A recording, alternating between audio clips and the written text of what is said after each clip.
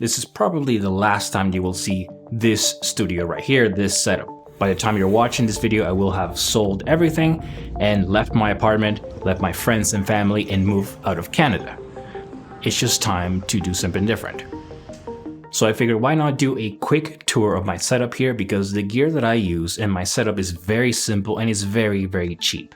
And before I take everything down and sell it, why not just do a quick video, show you what I have and how simple and easy it is to get something like this, and perhaps it can help somebody out there to start the creative journey, so why not? So let's take a quick look. Alright, let's start with the main setup here. So obviously I sit down here, this is my microphone, the Rode NTG, very inexpensive microphone, goes connected directly to my main camera, my only video camera, which is the Sony ZV-1. You can see it right there. I'm looking at the camera, I'm sitting right in front of it right here, and I have my main key light with a grid. This is the Godox SL150 Mark II, I believe. And it's great because I can just use one of these and turn it on and turn it off, and I don't have to worry about apps or phones, which I really hate. If you look at my backdrop, these are all my photographs from Japan and Korea, and I use just Scotch tape, because it doesn't really shine that much. It doesn't really reflect the light. It's kind of matte, which I really like. And I just have a paper backdrop here for my backdrop area. I have a second light here. This is the SmallRig RC120B, a bicolor light with a softbox. No grid, just the softbox to make it a little softer in the back.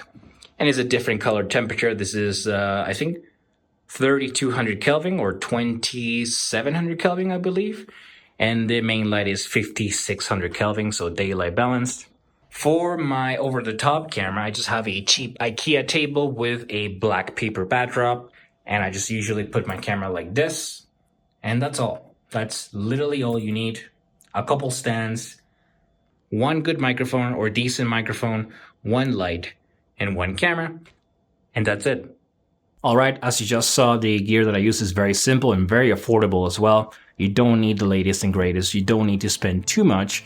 Perhaps this can help somebody out there start your journey. For those of you who are new to the channel or just joined recently, I used to live in Korea and in Japan, and I really loved those experiences. I didn't really document my journey, I didn't really vlog or film or created a channel then, or started writing back then, because I wanted to focus on the experience. I really wanted to enjoy my time there, and I wanted to be immersed in the culture. It wasn't until I came back to Canada that I said to myself, well, I have these many years of experience practicing the craft, why not start a YouTube channel and sort of share my journey and share my learnings and maybe help somebody out there. I've been making YouTube videos for several years, and I've been reviewing camera equipment for several years as well, and I really like it. I really enjoy it. It makes me happy. However, I've really noticed lately that the shooting experience is all that matters to me. Everything else is secondary, at least to me. Experience is just what we take to the grave, the moments that we had, the memories that created, the people that we met, the delicious food that we tried, all these things is what really matters. But yeah, this is the last time you'll see it. Thanks a lot for your support and everything you've done for the channel. I really appreciate it. I'll see you soon.